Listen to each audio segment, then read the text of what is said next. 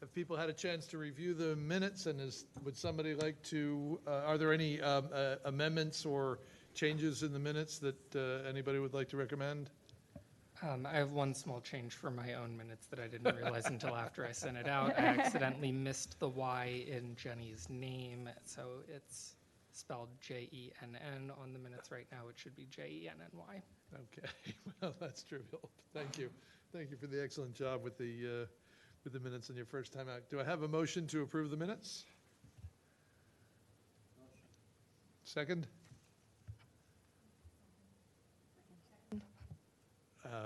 Any objections? Minutes approved. Organizational issues. We started the period between our last meeting and today with 2 empty spots. Happy to report that our first candidate for an empty spot, Lisa Bannister, who was recommended, I think, by Julie, has been interviewed and approved by the Board of Commissioners at the last meeting, and will be joining us for the next meeting, I hope. And I had the opportunity to talk to Drew Berenson. Oh, it's Berenato, right, who is a fellow who has a background in healthcare delivery and health policy, and he's proceeding with his application. So hopefully by our next meeting, we are back to full staff. Will you take care of getting them, on the email lists and that sort of thing for distribution, so they know when the next meetings are? I will do that. Thank you. So that's my action item.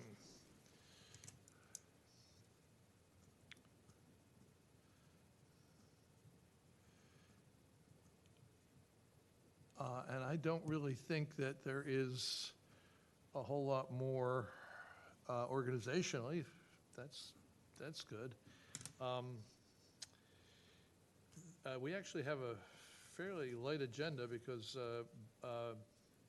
Dr. D is not feeling well. He's testing negative, but he's got a cold. Remember the old days when we used to have colds? They're back. Okay, so he won't be joining us. He had prepared he had a lecture that he prepared that he wanted to give on osteonecrosis of the jaw, and he'll give that next week, assuming we have a room on the agenda. So we do have some room. I have the respiratory illness follow-up agenda item. I think we should probably just call it communicable illness follow-up. And I'd like to start that with the price of eggs.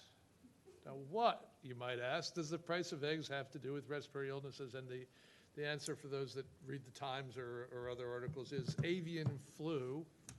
Avian flu is rampant, probably pandemic among the fowl populations, causing significant disruption in the supply of eggs.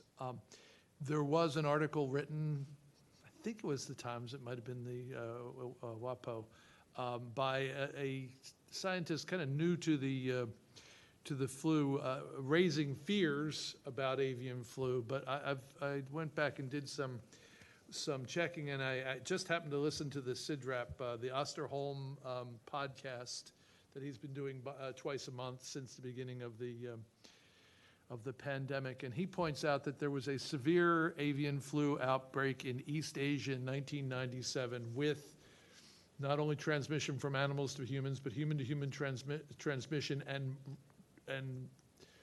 40 to 50% case fatality rates, followed by 2009 to 2013, an outbreak in the Middle East, Egypt and the Mediterranean basin, with higher than 50% case fatality ratios from human-to-human contact. However, he also pointed out that that virus, the H5N1, which is the antigenic distinction of the influenza that causes avian flu, has actually modified its infectiousness in the animal population has increased, but apparently its ability to hop to humans has decreased, because there really has not been a significant evidence of a human outbreak with human-to-human contact since 2015, and he remains somewhat sanguine about the notion that there will be an avian flu, an H5N1 penetration. H5N1 is one of those viruses that's called a pandemic flu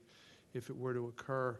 And he does not believe that that is a likely outcome, and nor do the other major scientists in the field of influenza. However, we did already have our first flu peak. It was an H3N1.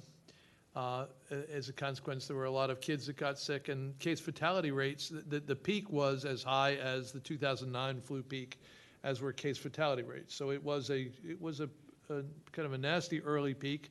It disappeared, as they do. We don't know why it came. We don't know why it has disappeared. And we don't know when the second peak is going to happen this year. Second peaks being kind of the pattern with influenza.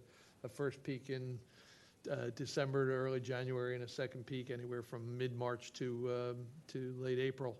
And so just when we thought, suggesting that people being careful, masks when appropriate, hand washing as a habit, non-face touching, and social distancing where appropriate remain good advice. We appear to be done with epidemic RSV, and we're back to sporadic RSV. There is norovirus around, norovirus being, and that's why I say changing from respiratory illness. It is fomite transmitted, not aerosol or inhaled particle transmitted, rather fomite transmitted. It's a pretty nasty beast, and you don't want to catch that. So awareness and, again, hand washing and care. And then finally, we were talking as we came in, there was a case of rabies in a fox at the Willows, which is, maybe I'll take it, no, we'll come back to that. But we don't have any details on the case. There were details on last year's case, if anybody remembers, a woman walking two dogs at the Willows. The fox attacked the dogs. A Jack Russell and a Golden Retriever, who both received prompt treatment and have recovered fully to this day. And with that kind of detail on last year's event, the notion that there were no details on this year's event suggests to me that the animal was identified and isolated without an event. Our animal control group posted the recommendations, and they are: all pets should be vaccinated. All dogs should be leashed. You should secure outside garbage. You should not feed your pets outside. You should avoid contact with wild animals and refrain from feeding wild animals. And if you are bitten, you should wash the wound carefully with soap and water and contact medical care. And report incidents to the police or to animal control at 610-688-5600, extension 111. I'm going to actually take this opportunity to transition over to Maggie, because the first old business item is the animal health ordinances, and one would hope that those recommendations are lifted from the Animal Health Organization. Do you have an update for us, Maggie, on that? Well, I'm going through them quite meticulously. I would like to see at least the Board of Health or you or I be informed if we have one of these rabies episodes straight from animal control. So I'll speak to Bill Gallagher about that. And that is obviously not in the ordinance, but it's certainly good and helpful. The police did send out a Radnor Township memo at 2:40 or something this afternoon that had the same directions that you did.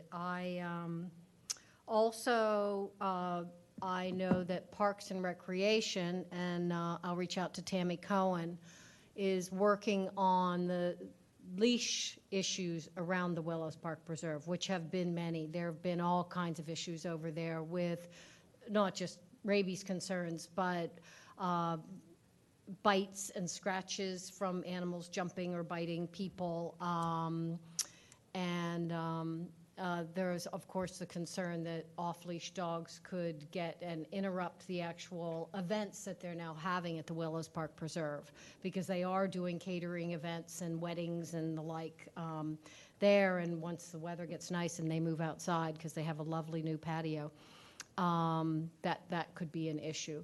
So I think that we all need to, as far as Parks and Rec and Board of Health and myself and potentially even the Willows Park Preserve, need to toughen up our leash laws over there.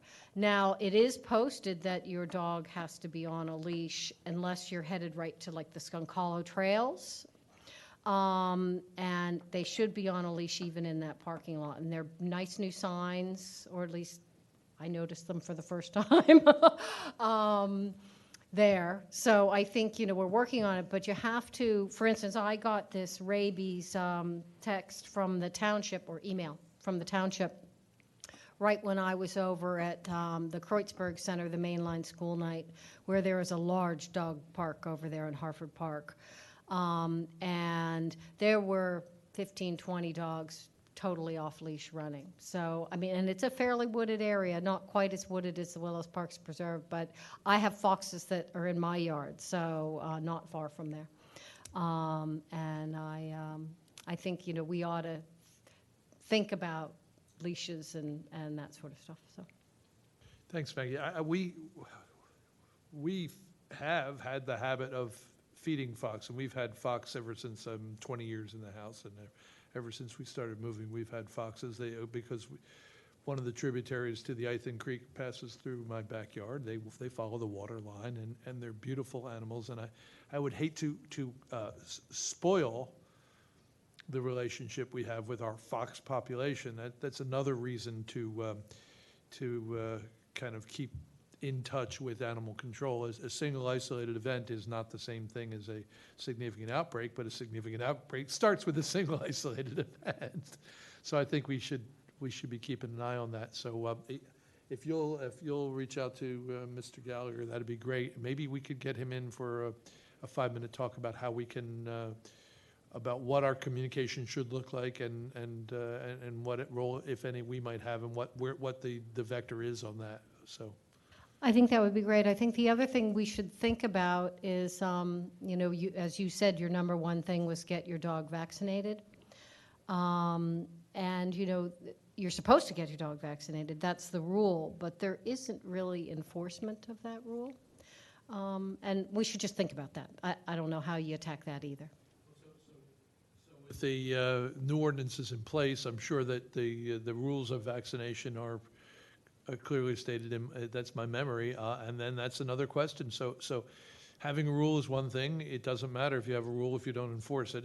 It's not much of a rule. So what are enforcement procedures? And I think that could end up back on the plate of the Board of Commissioners, because anti-vaxxing sentiment being what it is, I'm sure that there is a component of the township who will resist the notion that they have to be compelled to do something that they don't want to do. But if it is a township ordinance and there is a public health issue, I think we ought to understand what does enforcement look like, because a rule is only a rule if it's enforced. So good. Yeah. I think that's going to go into our monthly updates in terms of. I think we should keep an eye on this until we know what direction it's gone, and have a good idea what we're going to do about it. Yeah, and I think that, we can't obviously go along and check every dog's dog tag, but when they do catch a stray dog, they do check for, vaccination status. So there's one window. It could be more than that. You could have to get a township tag for your dog that you have to prove vaccination, which is how it was when I grew up. So myself as well, yeah. Great. Okay, so that's an ongoing, and it will tighten up our communication with animal control. Thanks, Could I backtrack just for a second, David? Just to give a little school update, there was a notification that there is a lot of norovirus in the Radnor Township School District right now. It was in the weekly email that's sent out to the families, and they specifically asked, if you have symptoms, please stay home for 48 hours after your last episode. So obviously there's issues with kids kind of coming back quickly and spreading. Hopefully maybe the President's Day weekend helped decrease that a little bit, but that is, was sent out to the parents in the past week. Thanks. Jenny won't be coming tonight because Tuesday nights are the nights that the school board meets. Great. And I'm sure she would have given that, but thank you for bringing that up.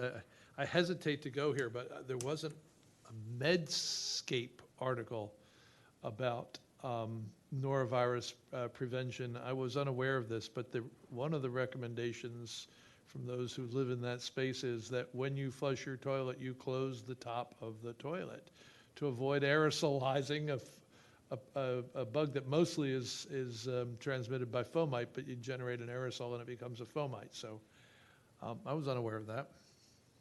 And bringing us back into the illness follow-up, and speaking about vaccination, I do think a couple of minutes on COVID is of value.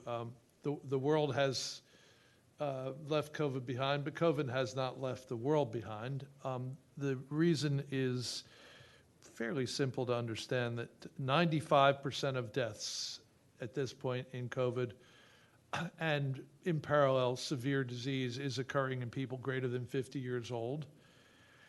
And hence it's not a pandemic of the entire population, but an epidemic in certain specific populations, predominantly the elderly and the immunocompromised and those with disorders that make them more susceptible. There is very little death occurring in fully vaccinated people who have had Omicron infections, which is the most immune that you can be. Immunity appears to wane over time. The greatest immunity is full vaccination and infected, followed by full vaccination, followed by infected, partial vaccination and infected, followed by infected only. And there is some protection from severe disease in all of those. I think we are going to see a lot of kerfuffle about where do we go with vaccinations. People who have followed this virus closely have pointed out that seasonalizing it in parallel with flu may not make the most sense because the outbreaks have not been seasonal. There's been a March outbreak, a July outbreak, a September outbreak, annual December, January outbreaks, so that and a vaccine that appears to struggle to have 6 months of protection may not make the most sense to take in November if the big outbreaks aren't covered in the 6 months from what does November takes you to May. So what to vaccinate with, because the bivalent vaccine has, I don't think there's been a lot of bad information. I don't think it undermines the protection of revaccination, but it is a lower dose. And your immune system reacts to things that it knows better than things that it doesn't know. So the predominant reaction to the bivalent vaccines has been to the original spike protein vaccine. So there is discussion about what will be used for the next round of vaccines and how they will be administered. And I think that there will be a lot of noise on that. So I think we really have to follow that. I think the great amount of attention is switching to what we have called long COVID, which is what we used to call a wastebasket diagnosis. That is, say every diagnosis that you want, that you don't have a place to put it, you put it in that wastebasket. To me, there are two different major arms of that. Post-severe COVID syndromes, people who had lung disease or heart disease or severe disease related to it who ended up in ICUs or hospitalized and have heart, lung, nerve, brain damage as a consequence of that. And then there are Post-COVID syndromes, they're the real deal. I think that the good news about them is that we will probably finally start learning more about chronic fatigue syndrome and ME, what's that, something encephalopathy, which are probably remnants of unidentified viral epidemics or sporadic cases that, I mean, I don't know any internist who was practicing when I practiced who didn't quiver at the sight of the fatigue workup. 55-year-old individual with fatigue. $1 million later, still no diagnosis, chronic fatigue syndrome, what do you do? I think we're going to see a lot more of that, but we might actually start to see inroads into that. And I think we're going to have to be really sensitive to that. I don't think we have the kind of healthcare system that is set up to deal with that. The estimates range anywhere from 15 to 65 million people with post-COVID syndromes. A lot of people think they go away in 9 months to a year, but we're not sure of that. And we're not sure what the impact of a reinfection with COVID is going to be on people who have post-COVID, or what the emerging BB.1, 0.5 is going to do in terms of producing long COVID syndrome. So, and then there's the residual, the last piece that I'll blabber on about is the effect of COVID on our mental and emotional and health and general well-being. I think people have been in such a rush to put COVID behind that they've kind of forgotten. Probably 1.25 million Americans died in the last 3 years. If that had been as a consequence of a war or a famine or storms, well, we wouldn't kind of be tucking it into a drawer and trying to forget that it happened. I watched some of the TV financial news, and they do year-on-year comparisons. What the heck does a year-on-year comparison mean when your business was totally disrupted for the last 3 years by a pandemic? So I don't think we're done with COVID, and that's why I think we should keep this front of mind. And when we see things like the widespread anxiety and depression in our youth, I can't imagine that there's not some connection. So that's enough of me. Back to old business, the oral health care van project. Bob continues to negotiate with the powers that be, and this spring something will happen. It's not yet clear whether it's 3 or 1, and it's not yet clear what the relationship will be to the school board. Any other old business that I missed on the agenda? All right, with that, I am going to turn it over to Alex and Lisa and the student intern program follow-up. So Khadijah was not able to join us this evening because she had a school event, but Ray's here this evening. Basically, the plan for February and March was kind of gathering data with student surveys, which they have started to do. Not too many back, sounds like, from Ray, but that's okay because the plan was to go to the end of March with that. So I'll just send it over to Ray. I'm not sure he'll say much more than that, but things are progressing nicely. I think we'll have them definitely ready to present by May at the meeting. Yeah, so just the same as what Lisa said. Just I sent out a very basic survey through our group meets for different clubs, since the school probably wouldn't allow it through like the Schoology, like the main platform. I don't think there's been like much responses yet, but I sent it out like a week ago. So I'll probably like resend it in a week, and hopefully more people will pick up on it. And yeah, that's pretty much it. Yeah, you can send it out like, hey, this is totally voluntary, won't take long to do. You know, if you're, help me out, help us out. I bet you'll get people coming. So do you know the leadership of these various clubs? Do you know the kids who are the chairs or the presidents of the club? And if not, could you, if you reach out to the organizations directly and ask the people that run the meetings if they could raise it during their meeting, you might prompt some more response from the people in those clubs. Well, yeah, I think I lead 2 of the clubs myself. Well, there you go. The sports teams, and then I know like most of the other club leaders since they're mostly seniors, so I could ask them to do me a favor. It sounds good. Great. Excellent. Any other updates on that? Okay. So, Alex, do you want to take over on a discussion of the reorganization of the program? Yes, so not really any updates from me at this time on that. Kind of just before the meeting, one thing you and I discussed was possibly kind of having a subcommittee of the board take a look at putting together some proposals for, then the full board to take a look at. Yeah.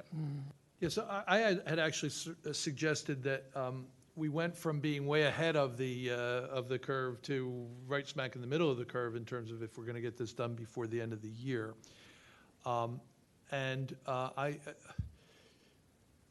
This is one of those kind of foggy problems. I have to kind of make a list to, in my mind, figure out, well, what is it we're solving against? Because I think there are going to be a number of different topics on which there might be differing opinions. I don't think they'll be right or wrong, and we'll have to come to some agreement. So I don't know if you have my email there, but the first thing is who do we want? And I think there are three possibilities: seniors only, juniors only. 4 possibilities: seniors only, juniors or seniors, anybody in the high school. Well, I don't know that any of those is right or any of those is wrong, but we should flesh that out. And the way I thought that we might do this is set up a small subcommittee. Kind of volunteered you because you had some interest, and Lisa and Alex, that we could get the work done out of the room in between, and lay out some straw man projects so that we can make executive decisions eventually here at the board in full. So who should we have? I pulled it up since you asked about that. So then the next one was, what do we expect on their application? So are we asking, should we ask them to submit a CV, a grade point average? Should we ask them if they have ideas? So what should we ask of them, and formalize that more? What do we want from people if they do want to apply? Yeah, I think it's very hard when the way we've done it before is you're just kind of taking a look at, what the student says. We've been very lucky in getting great interns, but we don't have any kind of objective information, right? It's just a lot more subjective. So I think that we should limit it in some way, because I think if we did all 4 grades, we would just have so many applications. However, if we had some standardization of objective measurements, the students can request a transcript. And in fact, I think now it's available online, that they can just have it available to them. They don't even have to request it through the guidance counselor. So that might be something that we might want to do. That'll have a calculated grade point average. And we want to consider, if we're using seniors, kind of giving maybe priority to those patients who are in the health professions program. Yeah. Did I say patients? Oh, Lordy. Long day. Students. The next, I think, was How to decide. how do we make the decision? There are 2 different pieces there. First piece is, how will we use the criteria, the information that we get, to decide which among the students, hopefully we'll have hundreds of them deciding, well, or at least a dozen, deciding to apply, and how will we use those criteria to make that decision? And then the other side of that is, what is the actual mechanism? Do we want to involve the whole board? Do we want the recommendations that come down from a committee of the board for approval? So I think we should formalize that. The next item that I thought we needed to flesh out was, how do we decide on what the projects will be? And part of that was, should we be asking students if they would like to recommend a project as part of it? should we come to them with the projects that we want when we solicit? And I think that's a pretty broad dichotomy. If you come to them with the projects that we have, you will select out to some extent or another. But I think I'd like it if you guys would take that on and make a recommendation on a choice or choices. And then the last big question is, how many should we have? And I think that our student intern project has been one of the most fun, consistent things at this board since I got here. And I don't have a strong opinion, except that I think that having the program is a responsibility for us. If we're going to have student interns, then we have the obligation to mentor, and mentoring to me is a big responsibility. So I think that we should consider whether we want to expand the program, and if we do, how will we accommodate that with mentorship? And that was my recommendation, that you lay out, and it doesn't have to be exactly that way, but I think that covers the waterfront of the questions that I've had. And how do you lay out what are the options, and how can we get to a new and improved, more formalized program?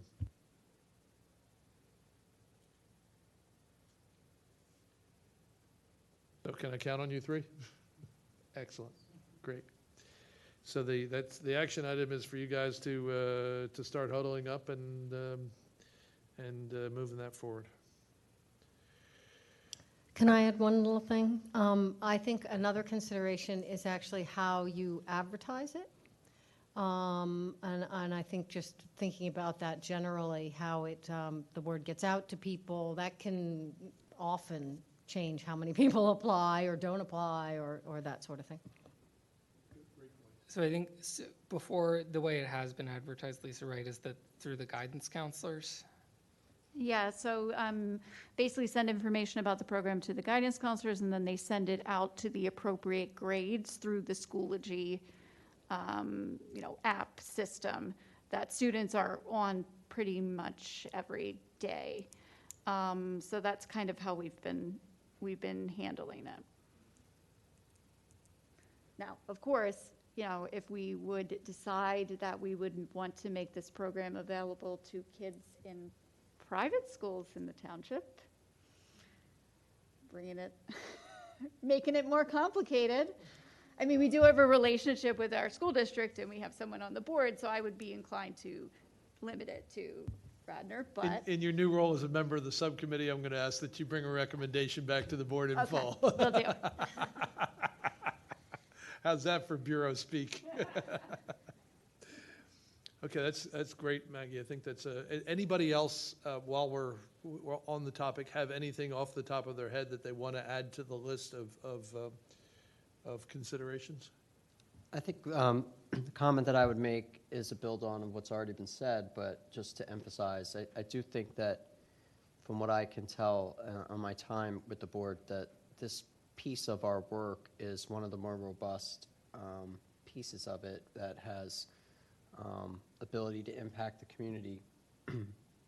And so it does seem to me that it would be beneficial for this board to decide what would be a good project or what would be good projects, recruit and look for people who are interested in those projects. And I would recommend determining what those projects are based on what we think the needs of the community are, and allow the students to be involved in an exciting project that really can impact the greater community with a health message or some sort of event in the community or some sort of intervention in the community, which I think would really be at least a double win, maybe a triple win for the student, the board, and the community at large. Any other comment on that?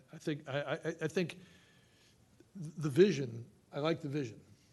That is to say, we as a board, with our longevity and longitudinality in this space, have insight into what are some things we could put together a menu of potential projects, is what you're saying, and then we're kind of merging the our role and responsibility for the needs of the township with our role and responsibility for the student intern project. If that could be accomplished, I think that that has great potential. It's an interesting idea. Thanks, Seth. I think that would be a great idea, but obviously we would need to gather that information. You know, we'd all have to come up with some ideas for the township prior to, you know, August, September, when the information goes out. You know, so if we decide to provide the topics, we should have them, you know, a list of some by the end of this year. This school, whatever, school year. Certainly by the time we send out invitations. Yeah, absolutely. Great. Well, that's pretty exciting, actually. Any other comments on the topic? Well, then we'll move on, as Bob's not here to give his lecture.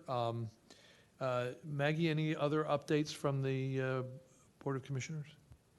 Not really. A few little things just to keep in mind. We are and I think I may have mentioned this before, talking with the school district, or they're talking to us, I guess, about cameras on the buses that would catch people, you know, bombing by a bus when it's stopped with its arm out. The real caveat to that, the real problem is it takes a lot of police time and energy from our police force to review those films, which are compiled by a private company. It's all the cameras, everything else is done by a private company. So the police would have to review them and decide which ones were in real infractions, and citations would be sent out by the company.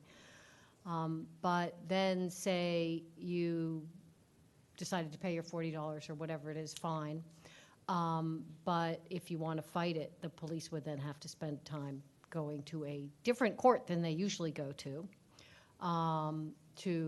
for this. And it's a lot of time and energy on the police force. And other communities that have done it have said it's a lot of time and energy on the police force. So anyway, that's being debated back and forth and how to best handle it, and both financially and from the school district's point of view, because everybody wants increased child safety. I mean, I don't think there's any question about that, and you don't want people bombing by buses. But So would it be possible to install the systems but not trigger review of the system unless the driver reports that something happened? So yeah, you have it'd be awfully nice to have the data when something happens, and not just have a bus driver say, oh, that white Lexus SUV went flying past me. When the bus driver says that, then you could get a pretty approximate date and time and dramatically decrease the amount of review time. It seems to me, I could be totally wrong. I mean, I think that it is a private business, as I said, that's setting up these cameras and maintaining them and doing the films, that they want the citation money. So there is a deal that they have an agreement how much they get, the proportion the school district would get, and a tiny little bit would go to the police. But it sounds like the proportion of time and energy spent are mostly on police's hand. Yeah. So I don't know, it's possible. I think the other thing that I finally came around to is it's the deterrent effect from getting these citations out to people is probably, I mean, I haven't heard of a kid actually being hit by somebody passing a school bus. So what you really want to do is deter the activity. I don't know. There are a lot of things to debate here and ways to look at it. So Makes me a little nervous to have a private company involved in generating revenue where they have an incentive to be handing out citations. It feels a little bit like privatizing your prisons to me. Is it contracted for a certain period of time? well, it's not really contracted yet Okay. because they have to have the buy-in from the police department, Got it. and You know, that's because you on would think- that's our shoulders. So. Right? You'd think, you know, maybe using, obviously the installation of the cameras, you're going to want to use them, but if they've been installed, you know, I wonder if there would be a benefit to, you know, doing it for 2 years, so the citations go out, so people are aware that, you know, they're paying attention to it, and then I kind of wonder maybe Well, we talked not about as that. We much of a talked need in about a few years. potentially just putting cameras in the sort of the Lancaster Avenue, the Yeah. higher risk area bus routes, if you will, as a trial and see what happens. Yeah, it's an interesting idea. I have a little difficulty with the private nature of it as well. I think we all did. The notion of blasting past a school bus with its red lights flashing just is, I can't figure that one out. But people are impatient, and especially, sometimes they don't know the law. I think on these undivided 4-lane roads, they think it's okay to go this way or, go that way. And mostly, as I said, you don't hear about kids being hit by buses. It is mostly okay, but it's really not okay. Do we know if the service that's being considered is associated with a reduction in the events? I would imagine that would be hard to prove if you can only measure it when you have the camera on the bus. But I'm just wondering if there's any evidence that this is effective for all the effort and all They the expense. think that there has been a decrease in citations over time. That's about the best. That's a great question. What's your metric? But if we start out with the assumption that nobody's gotten hit by a car, you can't decrease that any further. So what your metric would be measuring number of violations of code. And the point here is we haven't had one, we don't want one, right? We would never want one, obviously, right. I mean, I guess one thing that could be done would be a study with participation from the bus drivers to record what they're observing over the course of X amount of weeks or months, and then, determine the frequency and then implement it as a test somewhere and determine whether that has changed it at all. Sounds like a student intern project to me. Well, it's interesting, and there is some anecdote, again, that when they asked our bus drivers, is this a problem? It was not brought up as a big problem. So are you putting a solution in place for something that's not a significant problem? So who thinks it is worth the investment? Well, I mean, obviously, we have a commercial enterprise that has introduced this to the school district, and They came if to you us. if you take it up here, it may increase childhood safety. There's certainly a lot of anecdote from a single family saying this car, I had to pull my kid out of the way and that sort of thing. But it's yeah. Anyway, it's going on out there, and I'm not sure that it will get to any fruition because our police department is already somewhat understaffed and incredibly busy, and I'm not sure that it's something, it could take a whole person doing this, basically, full-time. So anyway, the discussions are ongoing. That last point is well taken, but I do think that it could be a good idea either way to try to ask our bus drivers to collect information, so that, make it, I don't know what we can do with that, but if we ask them to collect the information and did it in an organized fashion, which I'm sure we could do, I think it's a great idea. then we could know whether we really have a significant problem. I think it's a great idea, and I think I'll present that back to them. Just a simple sheet. Did you have any episodes on your route when they bring the bus back in at the end of the day? Were there any episodes and whatever information they have on those? I think that's a great idea. And just get a count. Thank you. Because if the count is very low, then probably don't want to invest, right?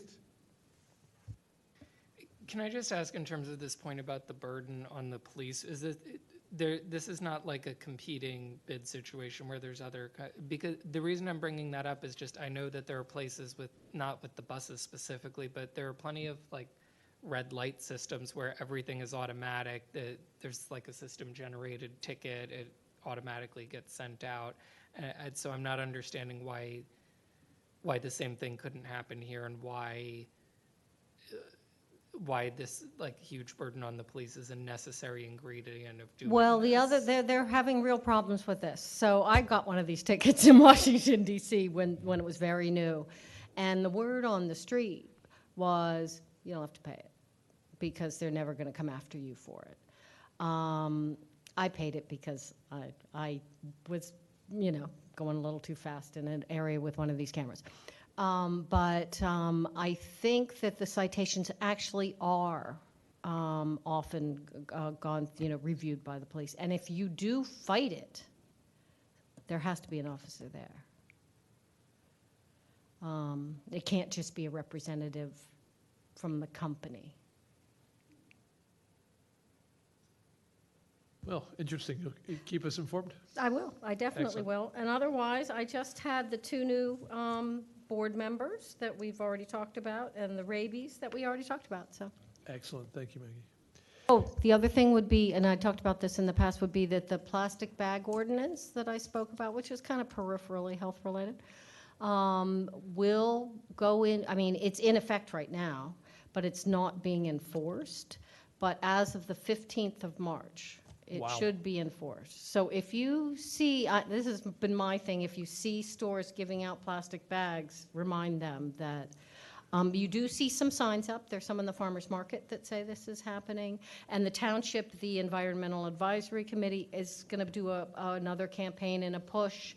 And Molly has done some PR work and her around town Thursdays and whatnot to get the information out. But it's coming. And what about restaurants who provide takeout food? Are they allowed to use plastic bags still? I don't think so. They could, can they use plastic bags? I don't think so. So they have to go to paper? They have to go to paper. Okay. And some already have. It's interesting how you see some that already, they're used to it because either they're a restaurant that came out of Philadelphia where this has been in place for a while, so they use, but I have gotten some plastic bags from Philadelphia restaurants now that I think about it, so. Well, here we are back to a rule's only a rule if you enforce it, right? Yeah, and sometimes it's the thickness of the plastic, so it's these single-use plastics that if you can get the plastic thicker, they can then call it a multi-use. We will have in our ordinance that you're going to be charged for it. So, we'll see how it goes. It'll be interesting. Great. I think that's good news. We'll have to adapt. But when I was a kid, you had ashtrays in the front and the back of the car, and they were often full. So things do change. And that's the last agenda item. I do not see anybody here for public participation. I doubt we have anybody on the phone. I don't know if we have phone line, but I'll give that 30 seconds. And if there's no public participation, then I would entertain a motion to adjourn. I'll motion to adjourn. Second? I'll second that. Meeting is adjourned. Damn, I love that gavel.